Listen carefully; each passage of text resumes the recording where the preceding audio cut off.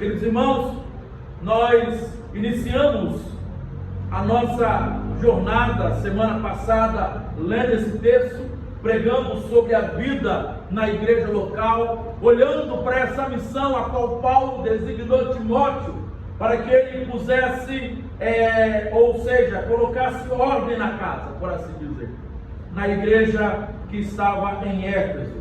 E nós vimos que esse trabalho dos crentes na igreja local é um trabalho de combate ao falso ensino. Timóteo teve essa missão de combater aqueles que estavam adentrando na igreja com falsos ensinos, doutrinas erradas, doutrinas que não faziam parte do evangelho, doutrinas que não faziam parte daquilo que a própria palavra de Deus diz em Atos 2, quando o nascimento da igreja primitiva, que eles permaneciam na doutrina dos apóstolos.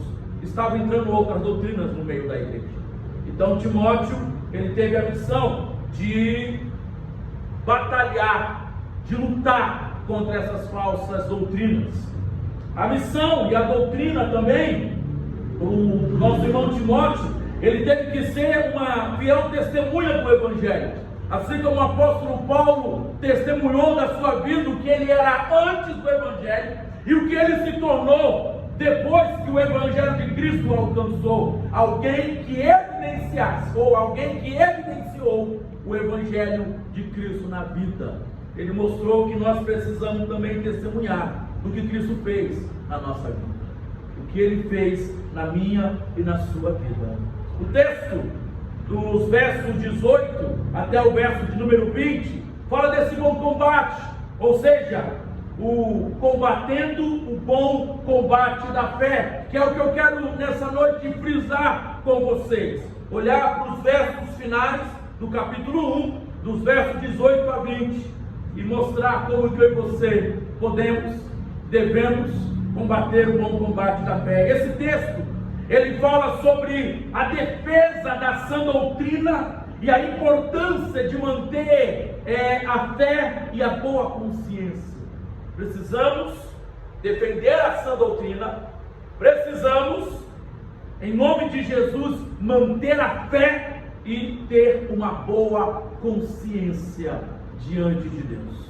Analisando o contexto dessa carta mais uma vez, devemos lembrar mais uma vez e enfatizar isso. Timóteo foi deixado por Paulo para trabalhar, para pastorear a igreja em Éfeso, para enfrentar falsos mestres que estavam distorcendo o evangelho. E quando Paulo diz que ele o envia ali para advertir, ele está falando ali do grego, ele está sugerindo uma ordem autoritária, mostrando a seriedade do assunto. O negócio é sério, Timóteo. Você vai ficar nessa igreja para advertir os crentes. Advertir. Por isso que ele precisava ter essa postura de fidelidade, de entender qual era a sua missão. Nos versos 18, este é o dever que te encarrega, filho Timóteo, segundo as profecias de que antecipadamente foste objeto. Combate firmado nelas o bom combate. O que Paulo quer ensinar com isso? O termo bom combate aqui é uma metáfora militar, mostrando que a vida cristã é uma batalha constante contra os falsos ensinos, os falsos mestres e as tentações. A vida cristã não é um parque de diversão. Ser cristão não é algo que nos traz cócegas. Ser cristão não é algo que, se você for falar para alguém, olha, você quer ser cristão? E alguém te perguntar, mas o que é isso ser cristão? Ser cristão é você negar os seus desejos. Ser cristão é você renunciar às suas vontades.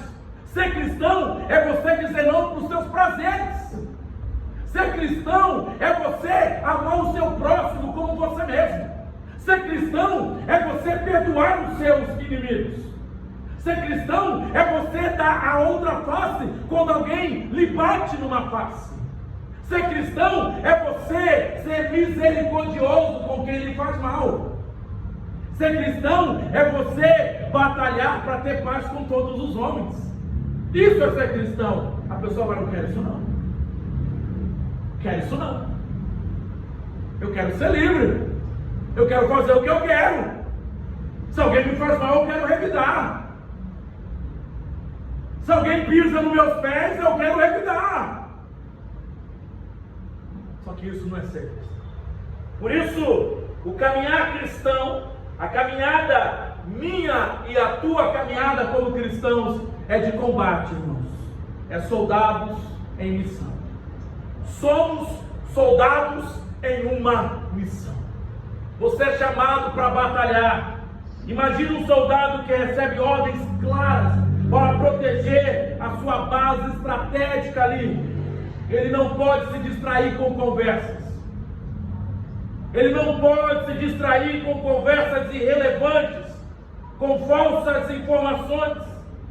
Da mesma forma, Paulo adverte Timóteo que ele precisava proteger a igreja contra os falsos mestres que estavam surgindo ou chegando na igreja.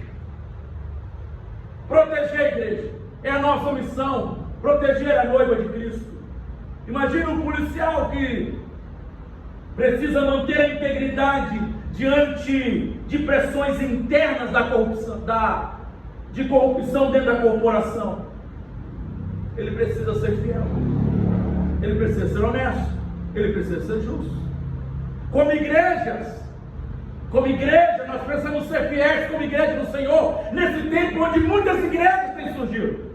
Vivemos uma época onde em cada esquina há uma igreja. Vivemos uma época onde em cada local há alguém que se titula pastor, apóstolo, arcanjo, surubim, seja o que for, mas não tem vida com Deus. Prego qualquer coisa, menos o Evangelho. Ensino qualquer outra coisa, menos a palavra de Deus. E aí você vê a igreja para todo gosto.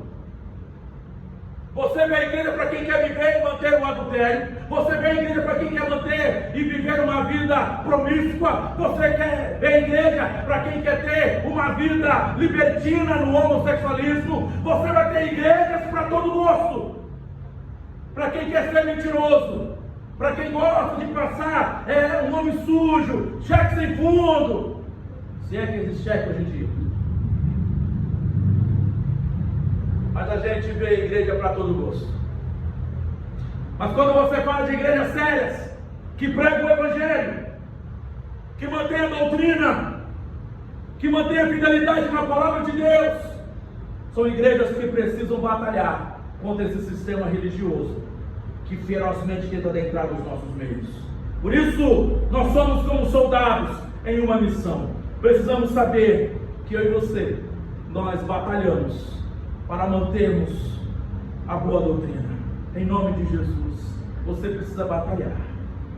E você precisa, o apóstolo Paulo ele diz no versículo 19, mantendo fé e boa consciência, porquanto alguns, tendo rejeitado a boa consciência, vieram a naufragar na fé. Você precisa ter uma bússola moral da sua consciência. O que é uma bússola, pastor? Uma bússola aponta para uma direção, para o norte. Se ela for magnetizada, errada ou erroneamente por elementos externos, ela perde a direção correta. E aí a pessoa, o marinheiro no mar sem a bússola, ele perde direção, ele não sabe para onde vai. A boa consciência, queridos irmãos, funciona da mesma forma. Se não mantida pura, se eu não mantiver a boa consciência pura pela palavra de Deus, nós iremos nos desviar da verdade. A minha consciência tem que ser pura pela palavra de Deus. Eu preciso manter, nós precisamos manter uma boa consciência pura. Um cristão que, por pequenas concessões, ele vai abrindo mão da boa consciência. Não dá nada não, né? É só rapidinho e ali não vai dar nada. Ninguém está vendo. Ninguém vai ver o que eu estou fazendo. É só uma mentirinha. Ninguém vai saber o que está sendo feito. É só falar, não estou em casa, não tem problema. É aquela mentirinha branca, a mentirinha do bem.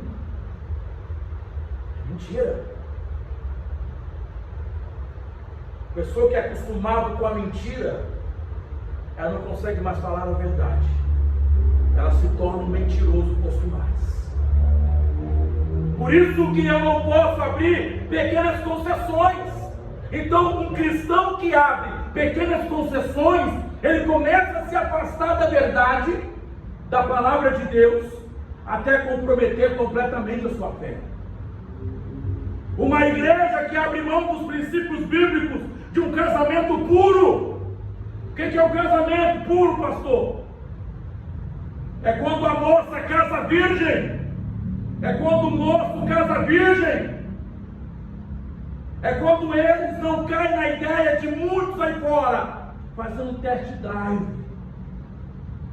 para ver se vai dar certo. Você está pensando que casamento é só sexo? Casamento não é só sexo. Você precisa ter consciência primeiro e amadurecer para saber o que é casamento. Por isso que no relacionamento de namoro não existe test drive. Você precisa ter consciência. Namoro é para casar. Não é para ficar brincando, para testar, para ver. Ah, eu vou tentar, vou ver.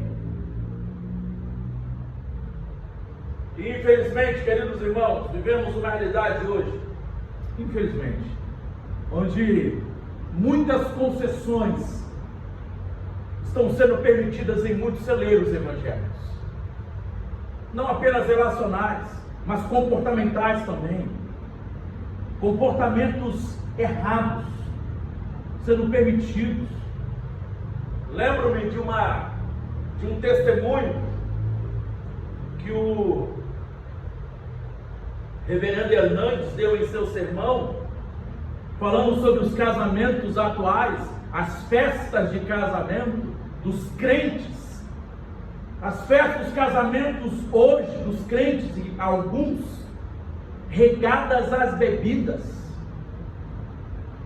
cervejas, e eles acham normais. É normal isso, não dá nada. É só uma festa, pastor. Nós estamos comemorando o casamento. Todo mundo tem que participar, pode se alegrar. E aí tem uns que querem usar o texto bíblico para tentar nos convencer. Não, pastor, Jesus não transformou água em vinho, então a gente pode beber, não tem problema nenhum. Tem sim, meu irmão. Tem sim. Se você abre concessão aqui, vai abrir outra ali, uma concessãozinha aqui, outra ali, pensa que não, as portas estão escancaradas para uma vida libertina.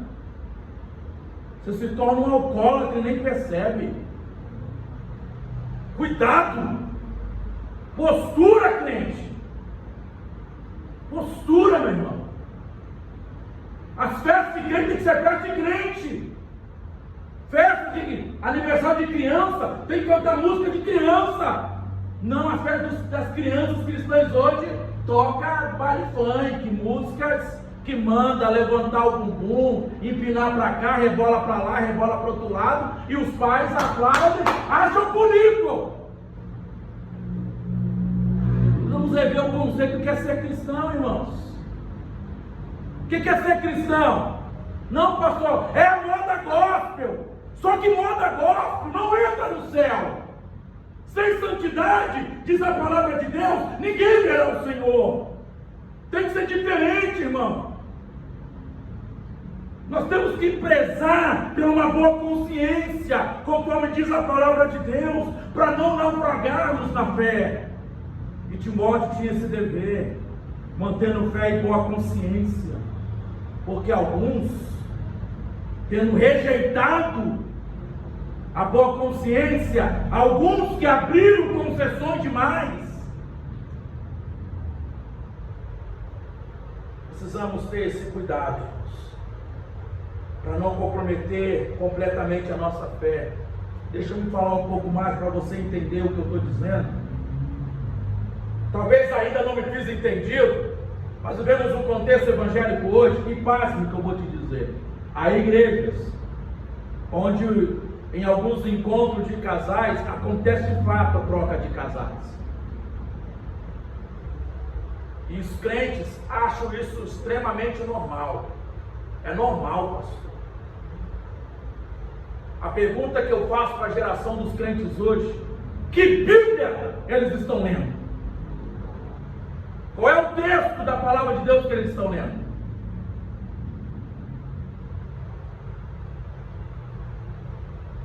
Que fé é essa que eles falam que tem em Deus? Que temor santo e piedoso é esse que eles falam que tem?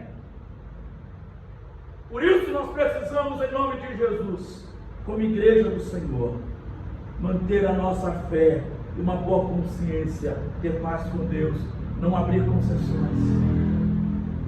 Nem na minha vida, nem na minha casa, nós não abrimos concessões. E nem na igreja do Senhor. Enquanto aqui estivermos, pregaremos, ensinaremos a verdade, doe a quem doer. Ah, pastor, então não vou mais na igreja. Vá para onde você quiser.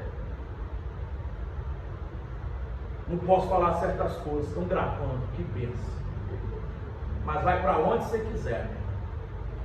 Mas na igreja, você vai permanecer, se aqui quiser, de acordo com a palavra de Deus. O apóstolo Paulo continua, e ele diz ainda, no versículo 20: dentre esses que naufragaram na fé, se encontram Emineu e Alexandre, os quais entreguei a Satanás para serem castigados, a fim de não mais blasfemarem. O apóstolo Paulo tomou uma postura. Não quer caminhar? Você não quer andar? Você não quer andar em santidade? Você não quer andar de acordo com a doutrina? Você não quer andar de acordo com a palavra de Deus? Meu irmão, vá para Satanás. Palavra de Deus: entreguei a Satanás para a vida errada. Quer viver errado? Viva como você quer viver, mas não confunda, não queira trazer esse hábito mundano para dentro da casa do Senhor e achar que nós podemos compartilhar isso. Não podemos. Não podemos. As pessoas olham para nós e esperam de nós uma postura diferente. Elas esperam do pastor, do marido, da esposa, do crente, uma postura diferente. Uma postura diferente. Por isso que eu preciso saber diagnosticar bem as coisas. Ensinos modernos que distorcem a graça, incentivando comportamentos antiéticos sob o pretexto de liberdade cristã. Eles pegam os textos fora de contexto e interpretam o seu bel prazer. Pastor, eu sou livre. Cristo me libertou. Eu posso tudo. Eu sou livre, pastor. O amor é livre. Ai, pastor, eu amo Jesus. Eu amo Jesus. Eu amo Jesus, seu lindo. Eu te amo. Eu amo Jesus. Eu amo todo mundo, pastor. O amor é livre. Aí nessa de amor é livre, aí ama qualquer um, qualquer coisa. Aí amando homem com homem, mulher com mulher, ama árvore, ama cachorro, animal, e acha que isso é legal. Tem culto pet hoje em dia também. Ah, é legal. Eu amo Jesus, trazer meu pet para adorar. Levanta a mão, imagina aqui, eu trazer a Belinha para adorar. Que coisa linda. Se a moda pega, cada um traz seu cachorro para adorar o Senhor. Ah, meu irmão, venhamos e convenhamos, estão brincando com a noiva de Cristo, estão brincando com a igreja do Senhor Jesus. Esses ensinos modernos distorcem a graça, irmãos. Esse negócio de graça barata. O que é graça barata? É a graça sem cruz.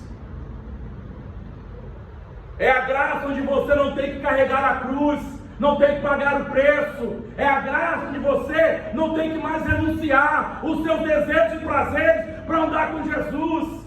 É essa graça que eles pregam hoje, que você pode ser cristão, onde você não precisa dizer não, onde você diz sim para tudo. O que você quer? Ah, eu quero fumar, não tem problema nenhum. Ah, o que você quer? Ai, pastor, eu quero fumar um baseado. Tu fuma. O importante é você viajar na presença de Jesus. Ah, o que você quer? Ah, pastor, eu queria abrir um Fale Foi que gosta. Vamos embora. Leva as irmãs da SAF para lá. Eu gosto. Aí o Arthur está lá imaginando já. Cuidado, hein, Arthur? Jesus conhece nossos pensamentos. Você ri, irmão? Patrícia. Irmãos, é sério. A distorção da graça de Deus, do Evangelho da Graça, tem sido a razão de muitas igrejas hoje ensinando coisas erradas. E muitos que você olha na vida dizendo: eu sou crente. Não pode ser. Não, eu sou, rapaz, na minha igreja lá, está liberado. Na minha igreja é muito legal. Nosso pastor da minha igreja é tão legal. Nossa, ele é tão massa. Ele é super, ele é top. Vamos lá na minha igreja. Cuidado, irmãos. Alguns lugares são antro de Satanás, sinagoga de Satanás. Igreja não é. Alguns homens que se dizem, intitulam pastores, não são falsos profetas, ensinam coisas erradas e mentiras, levando o povo ao erro, distorcendo o Evangelho, porque o Evangelho da graça é o Evangelho da cruz. A palavra do Senhor nos ensina que neste mundo nós teremos aflição. Aí vem alguns querendo distorcer o Evangelho, dizendo que o crente não sofre. Mentira! Mentira e mentira! Se Jesus padeceu e teve que sofrer, pagando pelos nossos pecados, queridos irmãos, não sou eu e você, vamos caminhar nessa vida sem chorarmos, sem enfrentarmos momentos de lutas, de angústia, de trevas. Por isso que é renúncia, dizer não para a carne, morrer para si mesmo.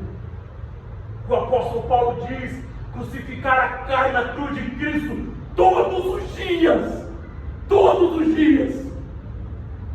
para poder andar de acordo com o Evangelho. Sim, irmãos, de modo prático, para cada cristão, de maneira individual, nós precisamos saber discernir a verdade.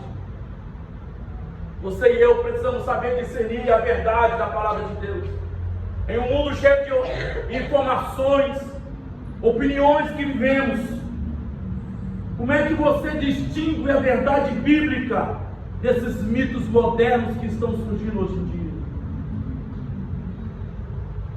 Isso inclui desde fake news nas internets espirituais, até filosofias que parecem boas, mas são antibíblicas. Você precisa discernir a verdade. Nós precisamos conhecer a verdade. Conhecereis a verdade e ela vos libertará, diz a palavra de Deus. Contudo, eu vejo um monte de crente que parece que não foram libertos, ou não conhece a verdade. Porque se você conhece a verdade, você é liberto, diz a palavra do Senhor. Se o Filho vos libertar, verdadeiramente sereis livres, diz a palavra de Deus. Liberdade. Você precisa discernir a verdade. O que é verdade? Ah, pastor, a verdade é relativa. Ah, não, meu irmão. Não é não. Não é e não é mesmo. A verdade é Jesus. Ele é a verdade. Ela não é relativa. Não é relativa. Precisamos manter uma boa consciência, irmãos. Uma boa consciência diante de Jesus. Nós temos que nos autoexaminar. Como é que nós estamos? Há algo que está afetando a nossa consciência hoje? Será que tem alguma coisa que afeta a sua consciência hoje? Será que tem algum pecado não confessado no seu coração, na sua vida, que você precisa confessar para Jesus? Confessa hoje, irmão. Se liberta hoje em nome de Jesus. Será que você está deixando concessões éticas no trabalho? Ah, ninguém está abrindo, vou levar essa caneta para casa. Não, não é sua, é do trabalho. É do seu trabalho, não é sua. Concessões mínimas que acabam abrindo brecha para muitas coisas. Como é que você está hoje, irmãos? Como é que está a sua consciência hoje? Você está em paz com Deus?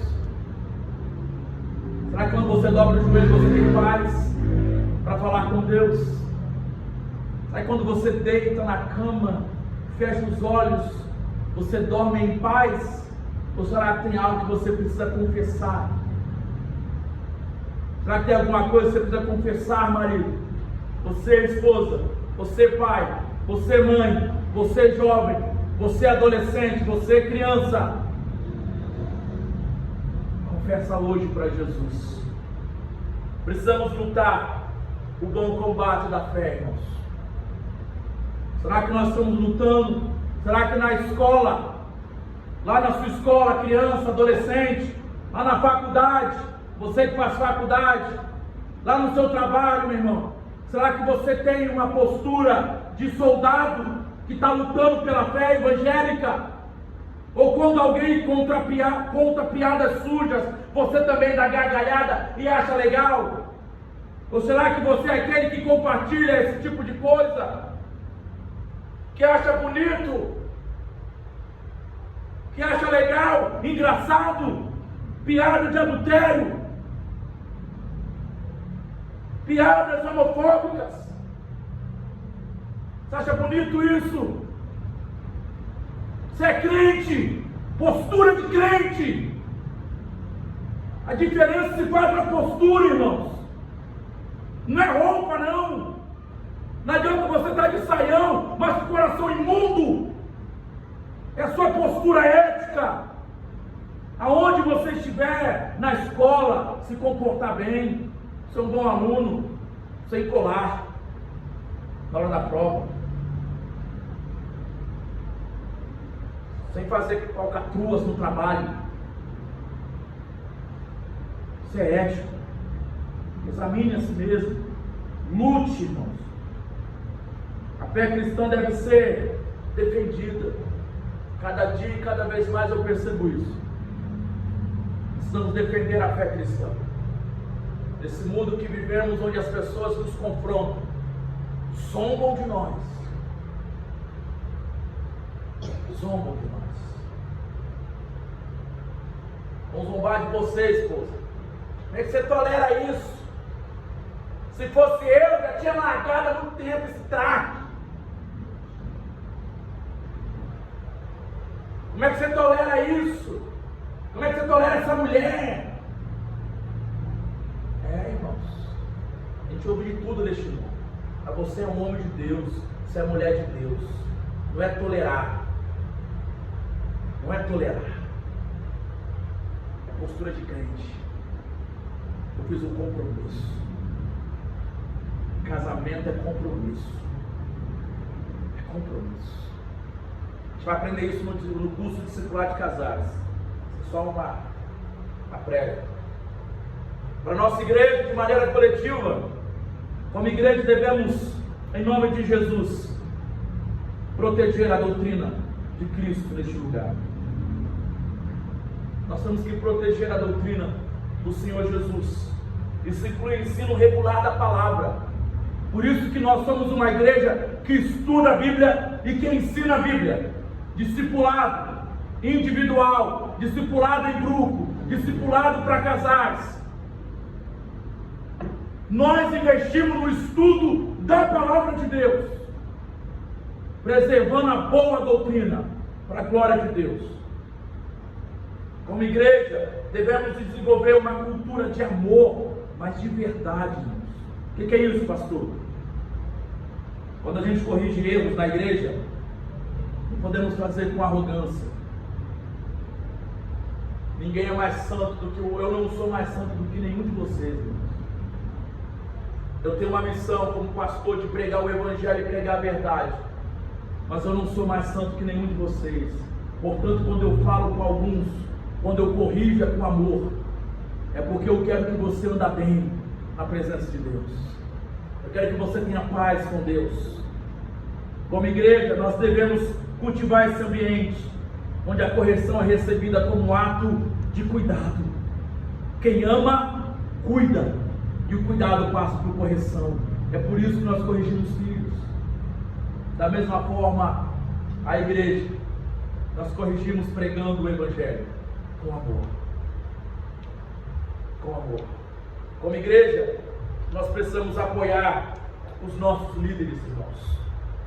Assim como Timóteo precisava de encorajamento para enfrentar aqueles desafios, como igreja, devemos apoiar os líderes, apoiar aqueles que ensinam a verdade, que pregam a verdade, apoiar nessa tarefa difícil de manter a igreja saudável, porque não é fácil, irmãos, não é fácil. Somos tentados e desafiados todos os dias, todos os dias. Eu quero que a igreja cresça, mas cresça como? Saudável.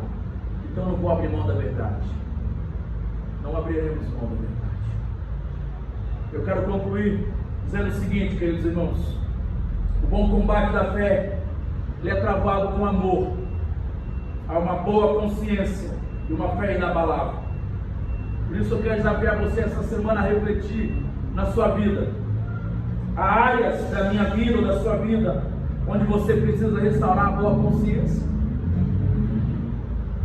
Será que você tem áreas da sua vida que você precisa restaurar a boa consciência diante de Deus? Como é que você está diante de Deus? Como que você está? Será que você está disposto a lutar pelo que é certo? Ou você acha que é muito difícil batalhar pela fé evangélica? Essa semana você precisa refletir sobre essas verdades. Estamos vivendo esse tempo onde a qualquer momento o nosso Cristo voltará e Ele vai buscar a sua igreja pura, santa, imaculada, sem mancha, para a glória de Deus. Se você é igreja, se eu sou igreja, se somos igreja, temos que ser santos e buscar viver em santidade, combatendo o bom combate da fé. Amém? Fiquemos de pé, vamos orar mais uma vez.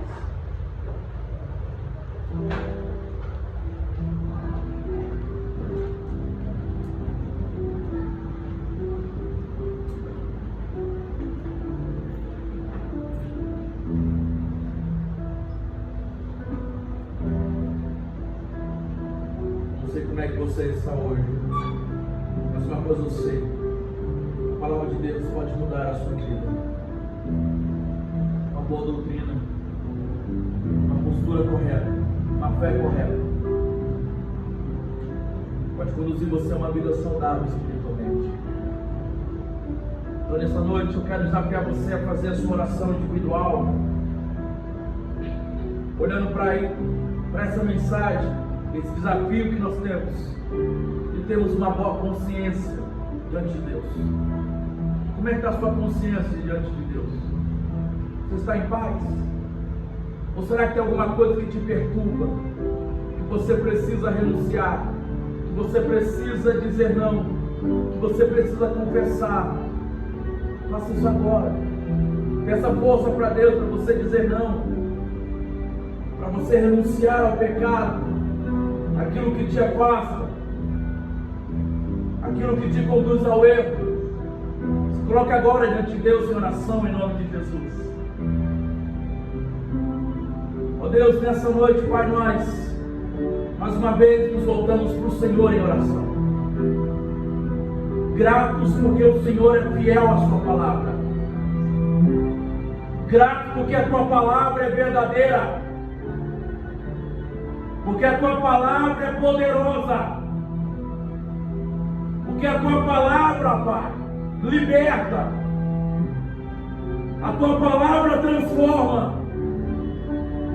Por isso, em nome de Jesus, nessa noite, nós pedimos ao Senhor, Pai, transforme as nossas vidas, ó Pai. Liberta-nos, ó Pai, daquilo que nos afasta de Ti, ó Pai. Se porventura houver alguém aqui nessa noite